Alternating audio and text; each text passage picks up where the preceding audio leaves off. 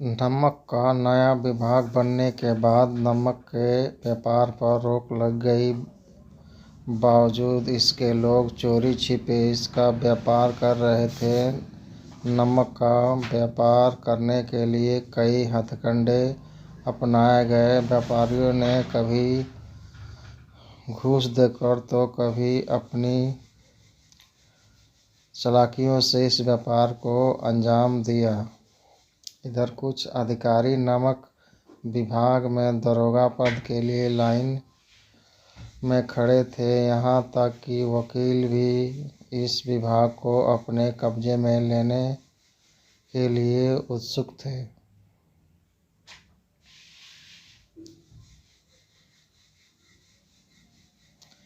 यह बात उस वक्त की है जब लोग अंग्रेजी शिक्षा और ईसाई धर्म को एक ही समझते थे। इस दौरान फारसी का भी ज़्यादा प्रभाव था। प्रेम कहानियाँ और श्रृंगार रस के काव्य पढ़कर फारसी लोग ऊंचे पद हासिल कर लेते थे। इधर मुंशी बंशीधर भी जुलेखा की विरह कथा से निकलकर सीरी और फरहाद की प्रेम कथा के सहारे काम ढूंढने निकल पड़े।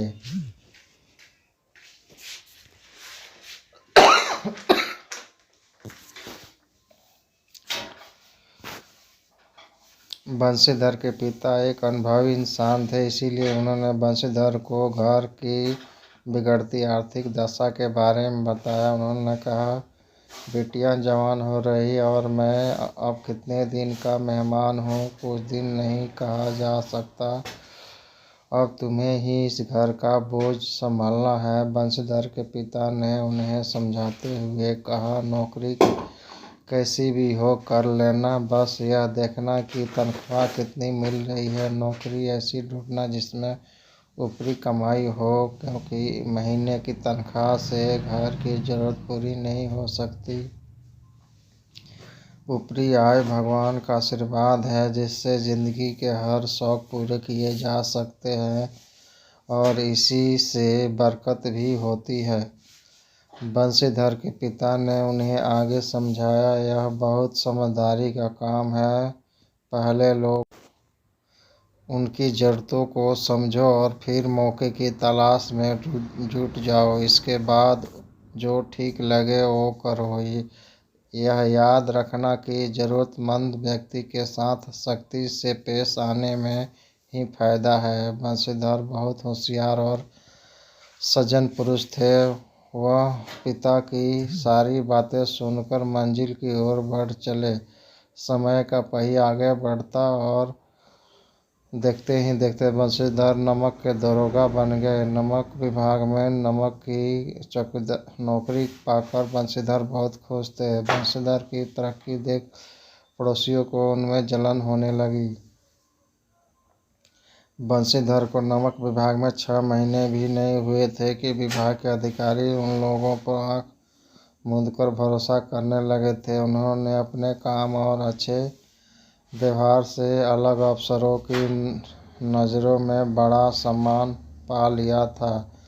विभाग के अफसर भी उन पर बहुत भरोसा करने लगे थे, जबकि कुछ अफसर बंशीधर से जलते भी थे।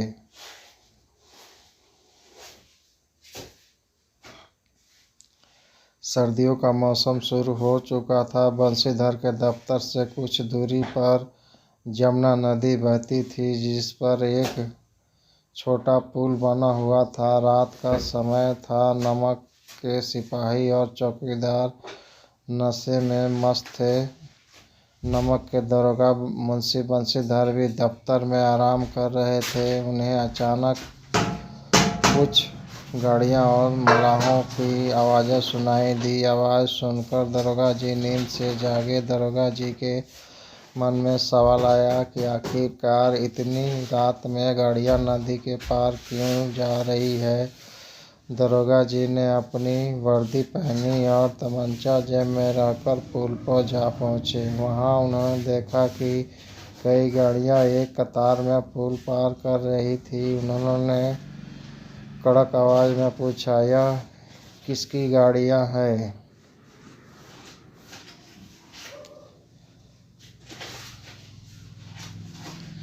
दरोगा जी की दहाड़ सुनकर वहाँ थोड़ी देर के लिए सन्नाटा छा गया। उनमें से किसी एक ने दरोगा जी को बताया, ये पंडित आलपुद्दीन की गाड़ियाँ हैं। दरोगा जी ने पूछा, आलपुद्दीन कौन? वहाँ मौजूद लोगों ने कहा, आलपुद्दीन दातागंज के हैं। यह सुनकर दरोगा जी चौंक गए क्योंकि पंडित आलपुद्दीन इस इलाके के जाने माने जमींदार थे और वह रोजाना लाखों रुपए का लेन देन करते थे। इस इलाके में हर छोटे बड़े शख्स ने उनसे कर्ज लिया हुआ था। पंडित आलपुद्दीन का बहुत बड़ा व्यापार था। उन दिनों अंग्रेज अफसर शिकार खेलने उनके इलाके में आते और आलपुद्दीन उनकी खरीदारी करते थे। दरोगा जी ने सामान ढो रहे मजदूरों से पूछा, ये गाड़ियाँ कहाँ जाएगी? एक मजदूर ने जवाब, कानपुर। जब मुंशी ने पूछा कि इसमें क्या है, तो वहाँ के एक बार सन्नाटा पसर गया। यह देख मुंशी जी का शक बढ़ने लगा। फिर दरोगा जी ने उन्हें जोर देकर पूछा, क्या तुम सब गूंगे हो गए हो? मैंने पूछा, इनमें क्या है? जब इस बार भी किसी ने कोई जवाब नहीं दिया तो मुंशी जी गाड़ियाँ में लदे सामान को देखने लगे।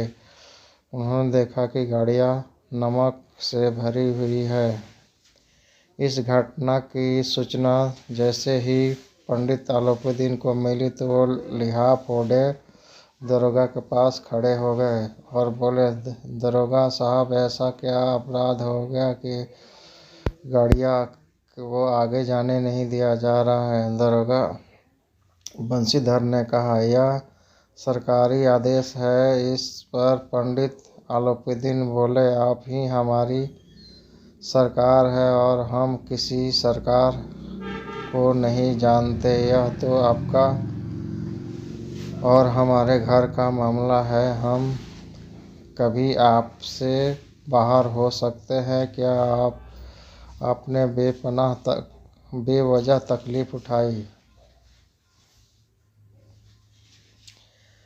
आलपुद्दीन ने आगे कहा, ऐसा हो नहीं सकता कि इधर घाट में से जाए और आपकी सेवा न करे। मैं तो खुद आपकी सेवा करने के लिए आ रहा था। लेकिन बंशीधर पर पंडित आलपुद्दीन की बातों का कोई असर नहीं हुआ। बंशीधर एक ईमानदार दरोगा थे, इसीलिए आलपुद्दीन की घूस देने की बात पर बोले, मैं उन अफसरों जैसा नहीं हूँ जो पैसों के लिए अपने ईमान बेच देते हैं। मैं आपको हिरासत में लेने आया हूँ और आपको मेरे साथ चलना हो।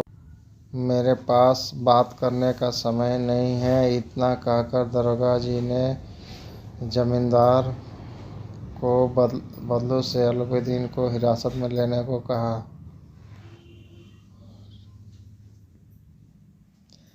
बंशीधर के कड़क रवैये से पंडित आलपुद्दीन हैरान रह गए। वहाँ मौजूद सभी लोग में हलचल मच गई। बदलू सिंह आदेश पाकर आलपुद्दीन को हिरासत में लेने गया, लेकिन उसकी हिम्मत न हुई कि वो उनका हाथ पकड़ ले। आलपुद्दीन मन ही मन सोच रहे थे कि पहली बार कोई ऐसा अधिकारी देखा है जो पैसों के लिए आगे झुका नहीं। साथ ही वह यह भी सोच रहे थे कि दरोगा जी अपने नौजवान हैं और माया के मोहजाल से दूर है।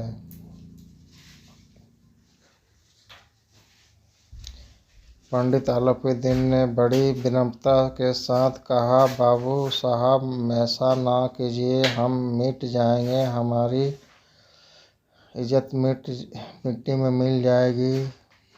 हमारा अपमान करने से आपको क्या हासिल होगा? हम आपसे अलग नहीं हैं। आलपुद्दीन की अर्जी पर बंशीधर गुस्से में बोले, मैं आपकी कोई बात सुनना नहीं चाहता।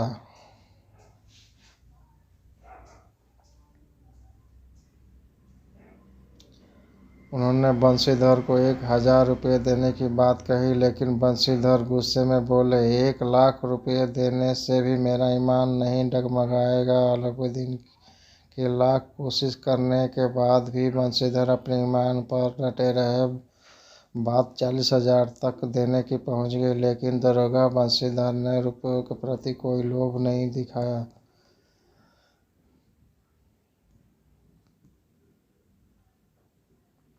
दरोगा बंशीधर ने बदलू सिंह को फिर से आदेश दिया, इसे हिरासत में लिया जाए। जैसे ही बदलू सिंह पंडित की ओर बढ़ा, वो बेहोश होकर गिर गए। पंडित जी को गिरफ्तारी की खबर आग की तरह आसपास के इलाकों में फैल गई। इस घटना पर सभी अपना अपना मत रख रहे थे। अगले दिन पंडित को अदालत ले जाया जा रहा था। जो भी पंडित को इस हालत में देखता वह चौंक जाता।